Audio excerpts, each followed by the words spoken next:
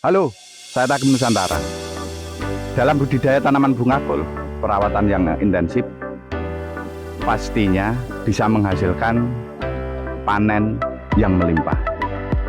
Dalam usaha perawatannya, pemberian nutrisi-nutrisi, semuanya menjadi satu kesatuan untuk pertumbuhannya. Kerja keras pasti tidak mengkhianati hasil. Mari kita saksikan bersama-sama.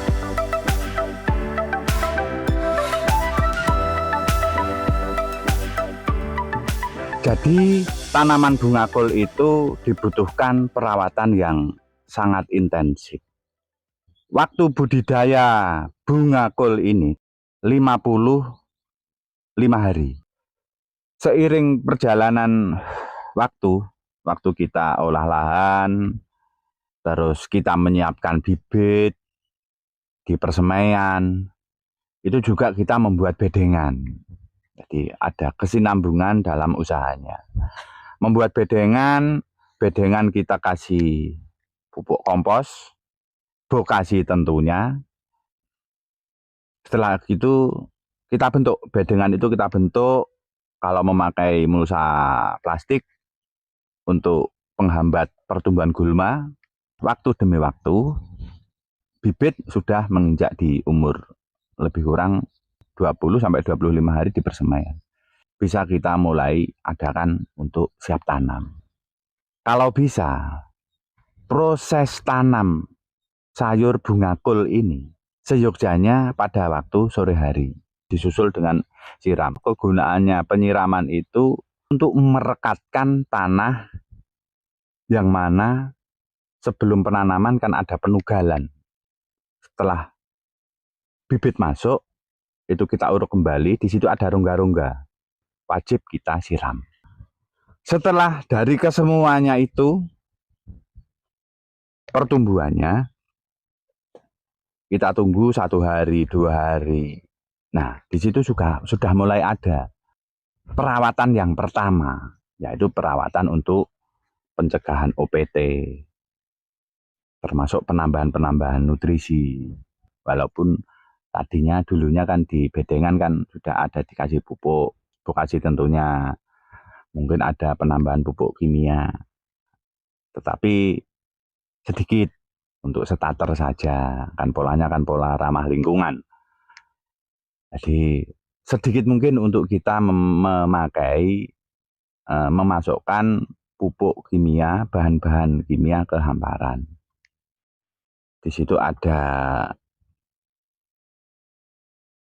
pola-pola yang sangat intensif di dalam budidayanya. Pencegahan hama penyakit, terus penambahan nutrisi-nutrisi untuk proses vegetatif tanaman mulai dikerjakan oleh petani. Harus dilakukan. Tidak hanya sekedar kita ngobrol sama teman, mempunyai ide, mempunyai gagasan, tetapi di hamparannya nanti di budidaya tidak dikerjakan. Nah itu biasanya memang seperti itu. Jadi ya bagaimana juga tanaman bunga kol itu kan harus membutuhkan perawatan yang sangat intensif sekali. Kalau di musim kemarau itu frekuensinya penanganan harus lebih pendek lagi. Itu kalau di musim kemarau bisa 2 hari sekali atau 3 hari sekali, itu waktu penyiramannya khusus. Tetapi kalau pencegahan OPT itu bisa 4 hari sekali, 3 hari sekali, 4 hari sekali, bahkan ada yang 5 hari sekali, tergantung serangan-serangan hama penyakitnya. Khususnya tanaman hama bunggul itu hanya ulat saja. Dan tidak ada yang namanya busuk layu, itu tidak ada. Busuk batang, layu batang itu tidak ada. Karena waktu pengolahan tanah awalnya dulu, itu saya kasih biochar terbuat dari limbah pertanian saya sendiri di sini. Tanaman padi, tanaman jagung itu bisa saya proses menjadi arang aktif, baru saya tabur di hamparan. Perawatan yang intensif itu harus kita jaga. Kalau perlu kita bikinkan jurnal di rumah. Orek-orekan, kalau bahasa Jawa itu bikinkan orek-orekan. Umur berapa itu ada penyemprotan, umur berapa nanti harus ada penyiraman, pengocoran, umur berapa tanaman bunga kol saya ini harus ada pembersihan gulma di seputaran batang tanaman, itu ada semua, harus dikerjakan seperti itu.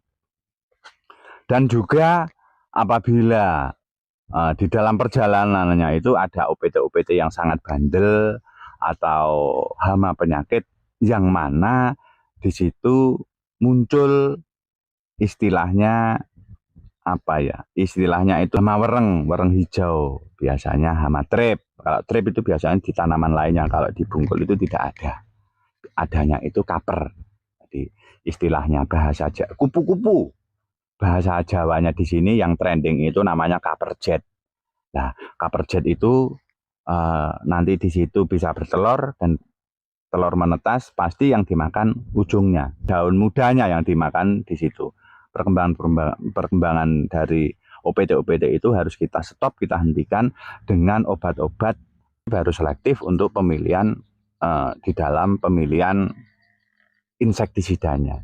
Tetapi bagaimana juga kita harus berusaha, kita rolling pestisida organik, itu yang pertama. Nanti yang kedua kita lihat, kita teliti, di situ muncul apa lagi OPT-OPT yang mengganggu. Apabila kita tidak bisa mencegah dengan pola organik, mau tidak mau kita harus memakai yang insektisida kimia. Tidak apa-apa, tetapi harus ada aturan-aturan pengaplikasian di tanamannya itu. Tanaman bungkul sudah menginjak di umur 45 hari, itu sudah mulai muncul bunganya, dan itu mulai harus kita teliti terus, dan nanti harapannya bisa mendapatkan hasil yang optimal. 50 hari, 52, 55 itu sudah mulai ada yang sudah besar-besar dan siap dipanen. Nah, ketepatan untuk panen tersebut harus kita benar-benar bisa selektif. Bentuknya itu seperti apa, bentuk bunganya itu seperti apa, sudah mekar apa belum, lah disitulah waktu mulai kita panen. Karena apa? Apabila sudah terlambat di umurnya, itu biasanya bunga bungkul itu bisa mekar. Jadi kalau mekar sudah tidak menarik, apalagi apabila kita ke konsumen pasti tidak mau. Jadi yang dicari itu bunga bungkul yang masih menggumpal. Seperti itu. Kita panen, kita babat, kita memakai pisau yang tajam, bisa pisau, bisa sabit, itu peralatannya seperti itu. Kita bawa ke tepi, nanti kita packing, nah itu baru menuju pasarnya. Insya Allah apabila dalam proses budidayanya itu kita dengan analisa-analisa yang baik, insya Allah panenan bisa sesuai harapan kita. Mau tidak mau perekonomian petani pasti meningkat. Sekian cara-cara budidaya tanaman bunga kol dari saya. Semoga bisa bermanfaat. Sampai jumpa di video-video saya berikutnya. Assalamualaikum warahmatullahi wabarakatuh.